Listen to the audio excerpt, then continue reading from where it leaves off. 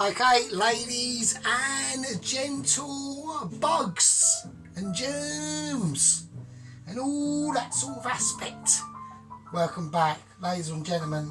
So, now, this is a part 2. It won't be that long. Now, the reason why that is the dough has risen. The dough has risen. I need to show you the process of what we're about to do, okay, because it all makes part of the meal. It's not the most complicated part of the meal. It's not the most extravagant part of the dish, but it's a process that has to be done, and I'm afraid to say it does. I enjoy doing it. You're going to enjoy doing it with us because you're doing it at home, and that all makes sense. Winner, winner. Doing it with Sargent kitchen dinner, and that's why we do it. Right, so I am a little bit appetized. I have to do the washing. I keep forgetting to put the washing machine on. Right, so here we go.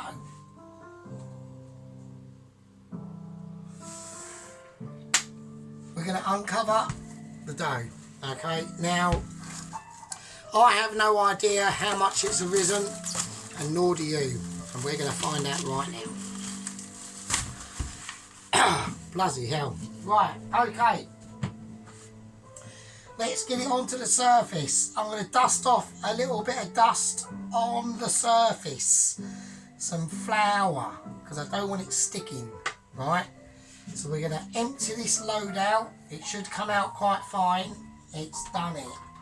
Right, we're going to punch that gas out of that dough, right? It's feeling silky. It's feeling silky. It's feeling smooth. Like the jazz I've got going. I hope everyone likes my background music that I have on. I like to have a little bit of jazz on. So there we go. That's all I'm going to do to it. That's all I'm going to do to it. That's all she wrote. That is all she wrote, my ladies and germs. That is all she wrote. And the Lady and Germs reference comes from a film called Beetlejuice, which was about 1989 or 87. Right, no, it might have been a little bit later, I don't know, I'm too sure. Can't remember, well I can remember, but I don't want to be too specific. Right, so now I've got 2 tins out because I wasn't too sure on how this is going to go. So I reckon, because this has still got to go for a second proving, I reckon 1 tin might be enough. It might be. I want to try and shape it a little bit better. See if we can, you know, maximise. It's quite elasticity, which is good, which is what I want, but it's got a little bit of an indent. I'm not bothered because we're going rustic. So it doesn't matter. Is that tray going to be too big? But it's still got to prove for another 30 minutes. So it'll rise a bit, but I don't want it coming over the edge like a mushroom. That's the thing. But if I cut that in half, it's going to be too small for that dish. Right, fuck it. We're going to go for it. It doesn't matter. So let's take it out.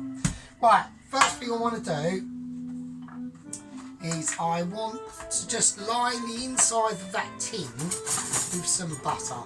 Like I said, this isn't going to be a long one. Part 2 is going to be quite brief. So I just want to line this tin with this butter, so just to make sure that this doesn't stick at all. Alright, the oven's on. I've got it on about 50 degrees just to keep it nice and warm, and it keeps the kitchen warm as well, which helps with the dough rising. Okay, so I'm just going to make sure it's nicely lined. Always make sure you go around the edges just in case. You never know. You never know. You never know. There we go. Just like Dwayne Dibley. just like Dwayne Dibley in Red Dwarf, he always carried an extra thick condom because you never know. But obviously you do know. So, right, okie dokie. So, I don't know. I reckon when they prove, I might be able to get them in two, you know, to be honest with you. Because that's going to prove and it's still going to fucking grow. Do you know what? Shall we do 2 loads? We've changed our minds. We're doing 2. I'm going to line the other one as well. I'm just going to go bollocks. Because I could let these sit here for another like hour, really. Because they're just going to keep rising. So I'm just going to go bullshit and go, I'm going to do 2. I'll make always off the hoof. To be honest with you, a lot of my best cooking that I come up with is always when I'm pretty inebriated and other things as well. And we just do it off the hoof. And I just think it's better. And I just think it's more majestic and more engaging and more, you know, we've got the music on, it's all tranquil, you know, we're all chilling out, everyone's doing their thing, you know, it's a Sunday, it's a Sunday.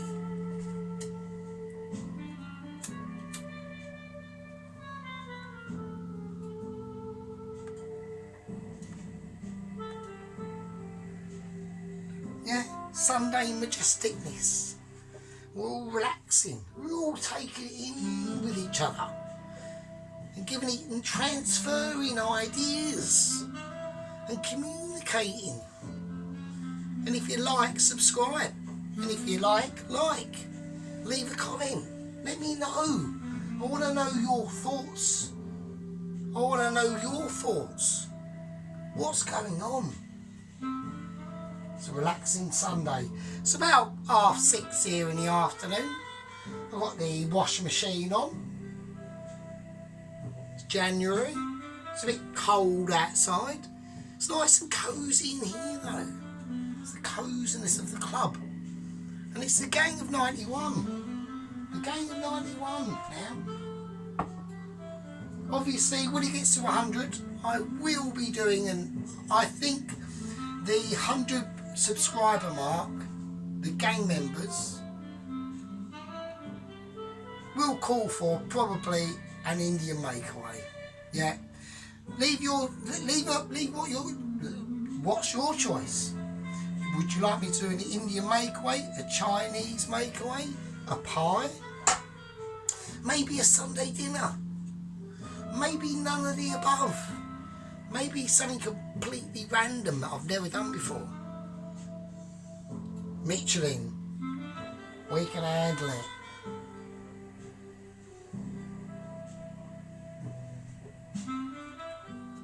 Ginger. So, let's do it. So what I'm going to do, I'm going to cut this sucker in half. Just a knife. Just need a knife. Just cut it in half. It's only fucking dough, isn't it? For fuck's sake. Right, so that's what we're going to do. I think that'll be fine because that has to, it's going to rise anyway. So, you know, let's get it into a shape. Let's give it a roll. Let's roll it around. I'm going to, you know, employ my many years of knowledge into this. Been cooking since 1997. Yeah, 1997. It's been cooking a long time, you know. Back in the early days, starting out, takes practice, takes patience, takes skill level. Now, don't forget, I know a lot of people are going to be saying, oh, that dough's not exactly very smooth. I want it rustic, right? We're looking for rusticity, right? We're looking for a level of countryside in this that no one's ever seen before. Don't forget the ingredients we got in this bread. Yeah, don't forget. It all comes part of it. I want seams. I want crustaceans. I want rusticity. And that's what we're looking for.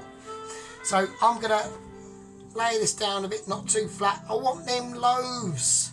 I'm going to stretch them gluten bits out because I want them to. They're gonna when that rises. Yeah, let's punch it down a little bit. When that all rises, let's get it all into a nice little into its corners, right? When that rises, yeah, and you spread that out. The way you spread that out and scrape it a little bit with your fingers, it's going to be all rough. It's going to be all rough and tumbly like that. See? Hang on a second. So it's going to be all rusted-y.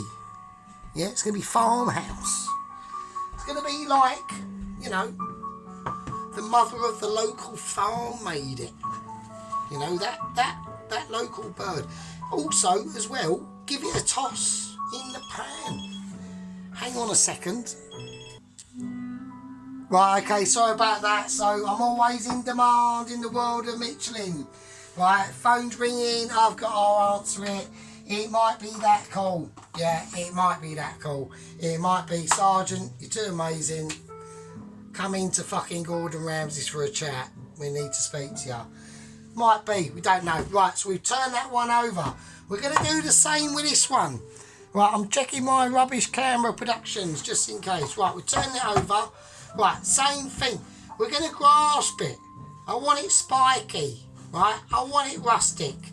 I want to just grab your hands of it. Right, I want a jagged edge on it. I want it rustic. I want it like Farmer Giles has come out of his fucking gaff. He's been working the field for 25 hours solid. The missus, she's been on her bare hands and knees. They're all red and sore. Making this bread for her husband who's been grafting all day to earn 12p, if that's even possible. So just mix it up, give it a booby. There we are. Right, what we're going to do now, we're boobying it. We're leaving it. Right, we're going to say that's fair enough. We don't need to do any more. It's not the case, is it? Because on the channel we do it properly. We do it Michelin. Right, so what we're going to do, they're going to prove. I want a flaking of flour dust on these, and that's going to get into all the crooks and crevices, and it's going to give it extra. It's going to give it that farmhouse look, and that's what we're after. We're after rustic. We're after out in the countryside. We're even going to put a sprinkling of sea salt all over them. Right, all over them. Look, it's going to be majestic. Some black pepper. Just lay it on. They haven't got time to be flashy. These farmhouse workers out in the countryside haven't got time to be flashy. Yeah? They want majestic. They want Michelin. They want farmhouse. Working style bread. For workers. For grafters. For countrysiders. So we're going to cover these up. I'm going to leave the oven open in the kitchen to keep the kitchen nice and warm. And this is going to prove. And it's going to be mental. Right? It's going to be mental. We're just going to leave them there. I'm going to give it about 30 minutes. Now it's not a normal 30 minutes. It's 30 minutes of expertise.